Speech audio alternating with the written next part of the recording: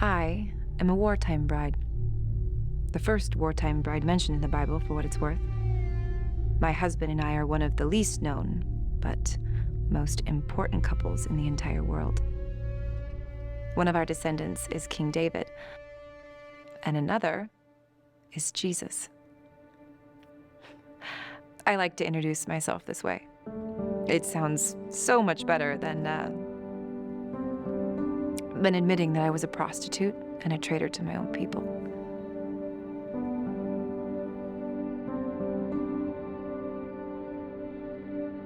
After the Israelites cross into the land of Canaan, their first act of obedience is for all of the men to be circumcised.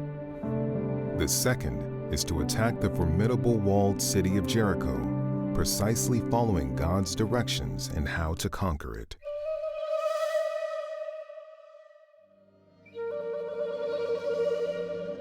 I grew up in Jericho. During my childhood, Jericho was a rich and powerful city. Our king was proud of the fact that our city was one of the oldest cities in the world. Jericho is on a trade route on the west side of the Jordan River, just north of where it enters the Dead Sea. It's in a strategic trading and military location. To the west, the road rises to the tiny village of Jebus, later known as Jerusalem. From there, the road continues west to the Mediterranean Sea. To the east, there are some shallow fords across the Jordan River that allow access to Moab and the King's Highway trade route. The historian Josephus mentions that I kept an inn. But in my time, there is a very close tie between inns, soldiers, liquor, and prostitution. The Bible makes it clear that I was a prostitute. I had little choice if I was to provide for me and my father's household. As an innkeeper, I kept up to date with all the juicy rumors. The rumors typically revolved around the king and his latest antics. He meddled in the lives of citizens, caused trouble in the region by attacking weaker cities. He never visited my inn, but many of his advisors and soldiers did. It didn't take much effort to know more about Jericho and the king than the king himself knew. One of the king's advisors was especially quiet and distracted one day. I urged him to talk, and he told me about a people known as the Hebrews. I had never heard of them, so I asked him to tell me more. He hesitated for a full minute. Then he gave me a history lesson I will never forget. Less than 50 years ago, the Hebrews had been slaves in Egypt. Their God punished Egypt with plagues until the Pharaoh agreed to let them leave. After changing his mind, the Pharaoh and his army chased the Hebrews and trapped them against the Red Sea. Their God parted the sea and allowed the Hebrews to escape on dry land. That just seemed a little, I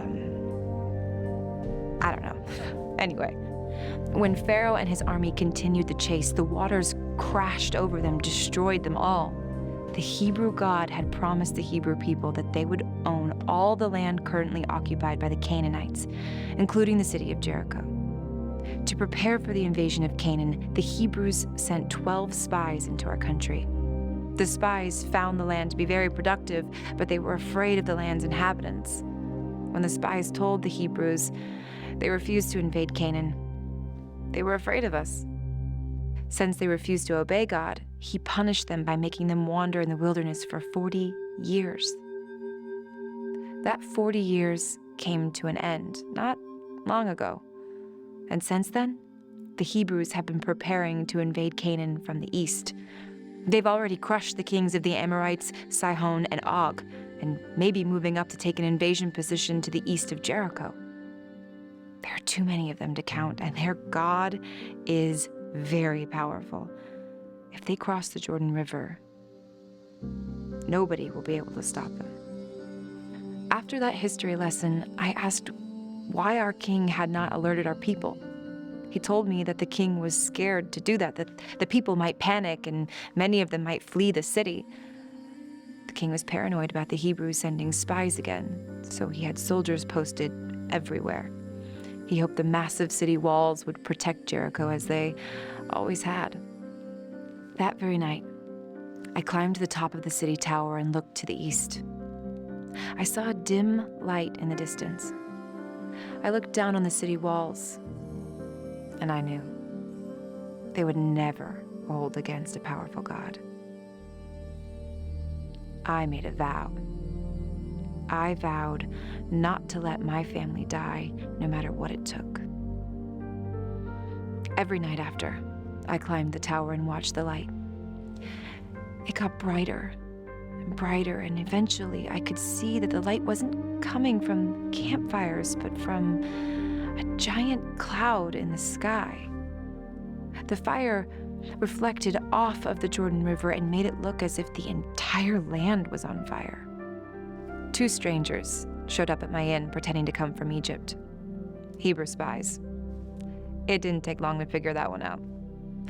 I confronted them, and I asked them to make a deal. I would protect them from discovery if they would protect my family when Jericho was invaded. They agreed. I had to hang a red rope outside of my window when the Hebrews invaded. That was it. But if I didn't do that, they could not protect me. We no more than agreed to that deal when there was a commotion outside my inn. The king's men were searching for the spies. I figured. I hid my 2 guests under a pile of flax on my roof. When the soldiers came to search my house, I kept them distracted and away from the spies. I told them the 2 men had been at my house, but I didn't know who they were. I told them that the men had left the city through the gate to the east. The soldiers rushed that way. They went as far as the Jordan River and didn't find anyone. That night, I helped the spies leave the city.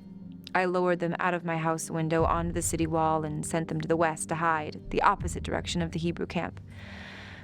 They waited 3 days. Then the spies circled the city and made their way back to their camp in Moab. One night, fire started coming from the ground on our side of the Jordan River, as well as from the cloud on the other side of the river. I inquired of some soldiers and learned that a giant dam must have been built across the Jordan. The water was backing up. The backed up water was like a giant mirror, the cloud's fire reflecting everywhere. The Hebrew invasion was imminent. Sure enough, the next day, the entire city could see the dust clouds from the approaching Hebrew masses. There were millions of people and animals. Everybody in Jericho prayed to our pagan gods for protection. Except me. I just hoped the Hebrews would not surround the city and try to starve us into submission. Nobody had enough food to last long. From my window on the city walls, I could see the Hebrew camp. One morning, I saw the strangest thing. A parade. No, really, a parade started from the Hebrew camp. It was led by an armed guard, 7 men in these funny costumes, blowing on trumpets, 5 what looked to be priests carrying a gold box, and more armed guards. They were followed by a stream of rather dirty-looking men in dusty robes. They circled the city and went back into their camp. Quiet. Nobody made a noise. Well, except the men blowing trumpets. Next day, same thing. A circle around Jericho and back to the camp. After 6 days of this, the nerves of everyone in Jericho were stretched to the breaking point. The 7th day, the same parade started. This time, they didn't stop after they circled the city. They went around again, and then a 3rd time, and on, and circling the city. Total silence from thousands and thousands of people. The costumed guys still blowing on trumpets. So bizarre. They completed the 7th circle, and the silence came to an end.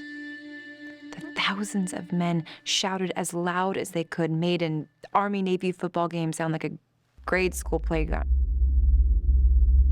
And then a rumble started. Low frequency, The walls began to tremble and shake. To say the people in Jericho feared for their lives is an understatement. Hundreds fainted from fear. Portions of the wall around the city started to crumble. Then the rumble was now a roar, deafening. It seemed to go on forever, but it wasn't really that long at all. Then silence. Everything was still. I was completely disoriented. I literally had no idea where I was. Open space everywhere, in every direction. There were no walls. The walls that defined our city, the Jericho walls, were gone. They'd all fallen. Except one small section. The section with the red rope hanging out the window. My window.